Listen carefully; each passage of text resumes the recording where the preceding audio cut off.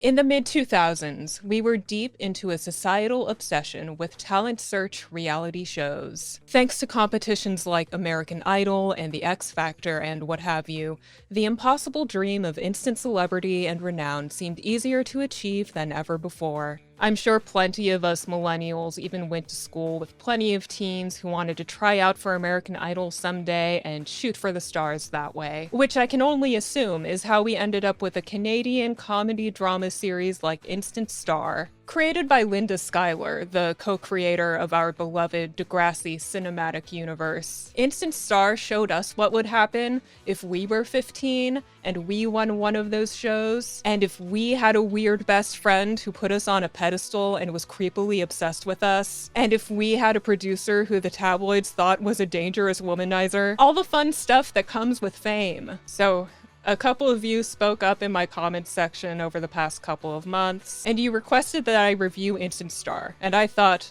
this'll be interesting. Because while I know I must have seen this pilot before, because I know I would have watched it at some point back then, I have absolutely no memory of what happens in this pilot, or in any other part of the series for that matter. So this was essentially like watching it for the first time all over again, and honestly, it turned out weirder than I expected, and now I'm kind of wondering if you guys feel the same way. Let's just recap the pilot to Instant Star together and find out. The episode opens with a live taping of the Instant Star show, where our protagonist, Jude Harrison, is about to make her big break. Jude is in the bathroom, freaking out. She's on in 2 minutes. And then her friends Jamie and Kat come knocking on the stall door. Side note, the show's apparently taped in this tiny-ass auditorium.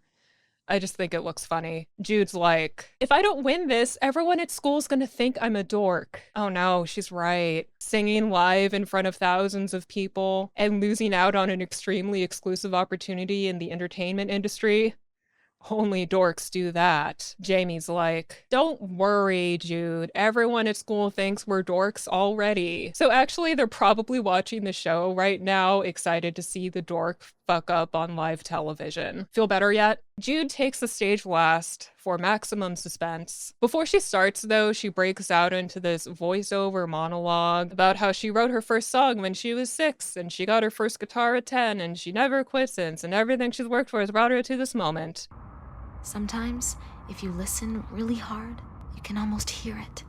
That moment, your life changes. She strums one note, then all of a sudden the announcer's like, oh, our new Instant Star, Jude Harrison, and the confetti's coming down. Must have been one hell of a note. And then cue the intro. This show has the shortest theme song of all time. And I really thought they were psyching us out here. Like maybe this was just her brain projecting what she wanted to happen onto the screen. I was waiting for it to go back to reality and like, maybe something went wrong, or someone else would win, and then this season would be all about her preparing for the next year. But no, that's all we get. That's how they want to show us this huge moment in her life. Okay, because in the next scene, she's just talking to Jamie on this couch like, wow, I just won the competition. Congratulations. Wish we could have been there. Then Jamie gets real close to Jude and he's like, don't let them change you, okay? I don't know if he means like, don't let them change you into this cookie cutter generic pop star, or don't let them change you into this famous, selfish douchebag. Or maybe he's just being really weird and possessive here. I've got nothing to go off yet to decide, but now I fear for whoever inevitably tries to change Jude. 'Cause this guy, he seems like someone you shouldn't mess around with. Then we see these execs running around the studio. One of them's like, oh my god, Jude is too young, too green, too unpackaged. And I'm like, yeah, isn't she? Isn't that the exact kind of musician who's supposed to try out for these talent search shows? I just want my objections put on record. You can put them on MP3 for all I care, EJ. Oh snap, music burn. This woman here is named Georgia, and she has some pretty strange, aggressive mannerisms right off the bat. And who's this? I'm Jamie. I'm her people. Ha ha ha, right. I completely missed the other woman's name here somehow, but she's like, just so you're aware, Jude, that other competitor, Eden, is like a much better pop star than you, and honestly, she should have won. Then the execs start telling Jude that they're matching her up with her producer. It's this guy who is in this boy band called Boys Attack, which is, I guess, this universe's Backstreet Boys. He went by Little Tommy Q. Then we get what I'm assuming is the first time they use this device where time freezes and they impose Jude into a different video for a bit of exposition. Because it would be pretty weird if this was the only time this happened in the series, right?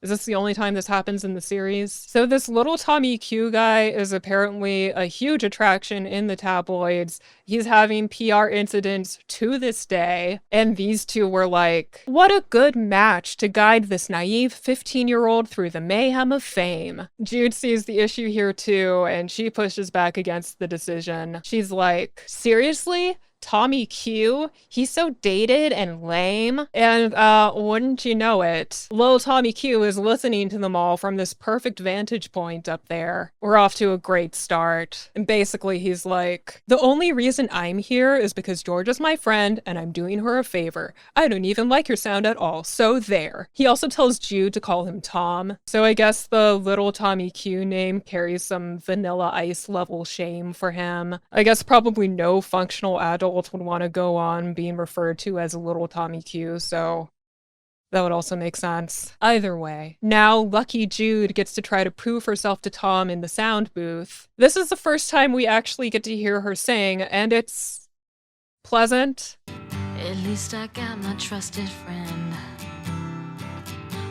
It's definitely not Degrassi singer level bad at all. She has a pretty strong voice, but it's also definitely not the kind of pop star sound you expect to win one of these contests. Tom's not even gonna be nice about it though. He's like, oh, turn it off. She's burning holes in my ears. He straight up complains about how bad she sounds to her face. But then at least he gives her some good advice. Like through this scene, we can definitely see that Tom has this really good instinct on how to get a musician to start taking things to the next level and have them dig deeper and draw more meaning and impact out of their performance and their lyrics. It's funny when he asks her, what's the song even about? And she's like, my best friend in the booth right over there, pointing at Jamie. And Tom's like, we don't care about your friend Jude. Fuck that guy. And then he's trying to get her to see that, you know, maybe the song won her the contest, but now she's gonna have to put in even more work to make the song gain traction and resonate with people so she doesn't get instantly forgotten after the contest. But Jude's having none of it. She's like, I like my song the way it is. I didn't know you people would make me change it. Even though that's practically all producers do. Then Jamie valiantly bails her out like, Jude, come on, we're gonna be late to this thing that we gotta do today. Yeah, make her look even worse, why don't you? Cause now the execs are gonna think that she double booked herself on this day in particular. Like, are you sure you even wanted this opportunity? After that, we cut to school the next day. Jamie's strutting around, bragging to this friend of his about how he really stood up for Jude back there. This dork really thinks he did something heroic, and not like career-threatening. His dumbass friend is impressed, though. He's just focused on how Jamie's best friends with the school famous chick. And then Jamie's like, not for long. I know for a fact that I'm busting out of the friend zone any minute now. Next stop on the Jude and Jamie Express is Lovesville. Or whatever the fuck this cornball says. I guess friend zone wasn't a thing back then, so never mind. Then Jude's other friend Kat reveals herself to be standing there, having overheard the entire conversation. She calls Jamie out for that stupid transitional phase comment, as she should. She drags Jamie for thinking he even has a chance at romance with Jude, and now these two are just arguing. Having the protagonist's two best friends hate each other this much is a pretty interesting angle. Every time these two interact, it seems 100% against their will. Now we cut to Jude, who's just got here. She's walking through the hall, surrounded by these clamoring new fans of hers. Look at this one girl's hat. This fashion is giving me flashbacks. I never had a hat like that back then, because according to my logic at the time, those were only for pretty popular girls, and I knew in my heart that I would look so ugly. It would have been the biggest joke. Jude's fans are grilling her like, oh my god, are you rich yet? Then her sister Sadie is there, and she's like, ugh. Oh my god, shut up, guys. Jude only got this pathetic little signing bonus. If it were me, I would have waited for the buzz to really build up before signing some 3-year contract. That right there is why you should never have the same hobbies and or dreams as your own sister. Trust me, I speak from experience. Jude and Kat escape that group of obsessed fans only to encounter another huge mob of obsessed fans right in front of the school. They're screaming her name, the marching band is playing a cover of her song. The entire school day is at a halt just to celebrate her, I guess. And all Jude notices about this is how the band is playing a cover of her song with tubas. Kat, they're playing my song with tubas.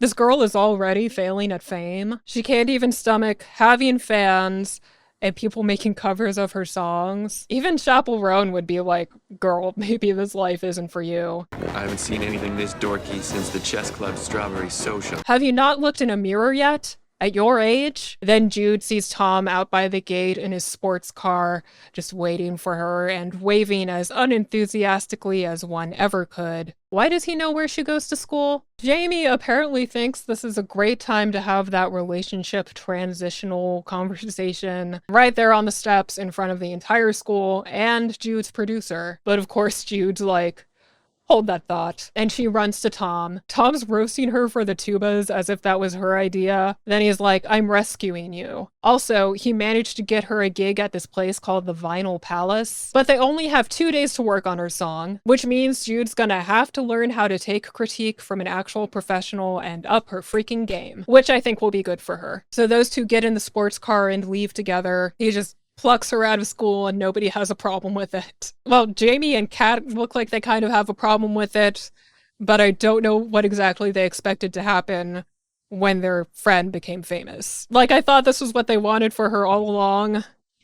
Okay. Anyway, Tom's having Jude get right to practicing and rewriting her lyrics right away. And you know, he said back there that he was going to take her to a place where she couldn't run away from his constructive criticism this time. But they end up at this dock, just a big wide open space, perfect for running away from someone, with bonus diversion seagulls flocking around at all times. Tom's like, look, the chords you want are in the guitar. They're just hiding because you're scaring them.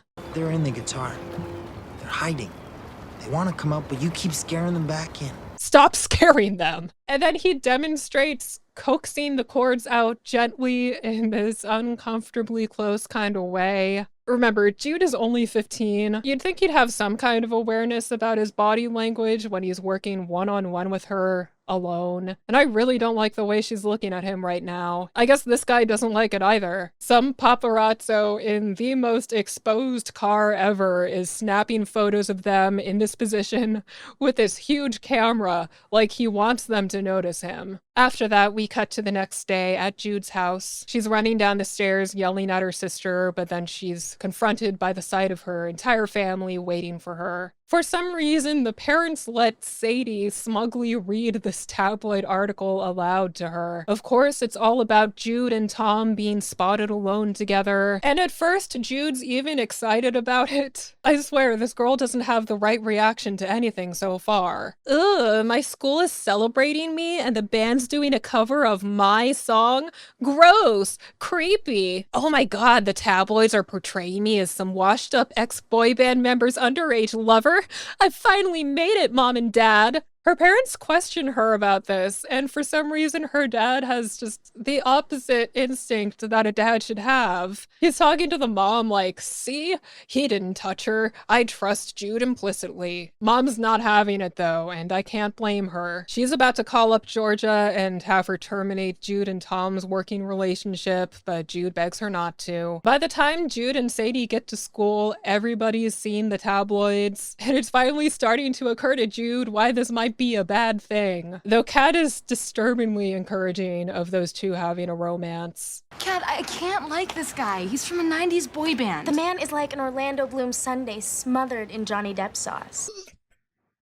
What? Johnny Depp sauce? Is that brown stuff that he's constantly secreting between his decaying ass teeth? Then Jamie stops by to have the talk with Jude, the transitional talk. The two of them go outside. Jude gives Jamie a ticket to her performance at the Vinyl Palace that night, and Jamie's immediately like, Jude? Don't tell me that Tom made you rewrite the lyrics. Then he gives her a necklace with Joe Strummer's guitar pick, allegedly. Then he tries to ask her out. Oh, sorry, he asks to transition their relationship to something more. He just loves that word. But before he can even get all those words out, Jude's making this face like... Not interested, bro. And Jamie's incel switch gets triggered, so he starts acting all possessive over Jude's song again. He keeps calling it our song when it's literally not. Needless to say, he did the absolute worst job ever at getting rejected. That night, Jude goes to the Vinyl Palace for her first gig. She's getting mentally prepared backstage. Tom arrives and she lets him know that she's rewritten the lyrics. And he really likes the new version of the song, which is a really good sign of progress for Jude. Then he notices that she's upset, so he asks her what's going on. She tells him about how Jamie's not coming to the show after all. Tom tells her that he went through the exact same kind of thing with his own best friend, and he offers to be a listening ear for her if she ever needs somebody to talk to. And Jude kisses him, which is not what he meant. Thank God, Tom turns her down. He reminds her that she's a 15-year-old girl. He is not interested in that kind of trouble, which of course is pretty embarrassing for Jude. And you know, since she's 15, she instantly turns it back on Tom like, oh my god, no, I can't like you. You're everything I hate about music, and you made me change my song. Jesus Christ, girl. First of all, those aren't even the top reasons why you should not be interested in this man. Second of all, maybe she and Jamie actually belong together, because these two are colossally bad at rejection. But then her set's about to start, so she has to go right out there, still in tears. Fortunately, she's able to turn things around pretty quickly. She starts out real solid, the crowd gets into it. She gets really into it too. It doesn't take that long at all. We see that the execs are in the crowd, and Jamie has found the strength to show up and support his best friend after all. Tom finds him, actually, and he starts rubbing it in Jamie's face how Jude was just born to do exactly this. Jamie tries to tear Tom down, like, back when you were crooning and shaking your sexy little butt in that boy band of yours, Jude and I were studying the blade. As in, they were listening to real music in his bedroom or something. And Tom's like, hello? Does this look like she's still stuck in your bedroom right now? She's moving on to bigger and better things, bro. You either gotta get with it or get over it. Once Jude is done on stage, Tom goes up to congratulate her, but she looks at him and she's like, thank you, but I quit. Just because she's embarrassed about the kiss thing. I remember being 15, and honestly, I probably would have said something just as histrionic if I were in that position. And that's kind of a joke in itself, because I've literally never been talented enough to be on a stage before in my life. But still, I feel for her. A few hours later, Jude's alone on her front porch, just processing everything that went down. Tom arrives at Jude's house and he apologizes to her if he accidentally led her on. He explains that he really does understand how she's feeling right now, because the process of songwriting is so emotional. It can be hard to even just write a song in the first place because of all the emotional baggage that comes with writing a song. But sometimes if we power through those emotions, we come up with the best shit we've ever come up with, which is what Jude just did tonight. Then Tom's like, I'll see you on Monday at 9. He leaves Jude feeling reassured and ready to tackle their next project on Monday. And that's the end of the pilot. That went some places I didn't expect it to go, for sure. One thing I do really like about the show so far is the way they're setting Jude up to go on this journey to develop and improve as a musician. She needs to learn fast how having a contract with the studio and a producer is going to mean for her career, and how to take criticism and advice from people who know way more about the business than she does. Still took me a little off guard when they went straight for a mini scandal about Jude and Tom in the very first episode. What do you guys think about that? Let me know down in the comments if you agree or disagree with any of my takes in this video. But that's enough from me for today. Remember to hold the Johnny Depp sauce, and I'll see you next time.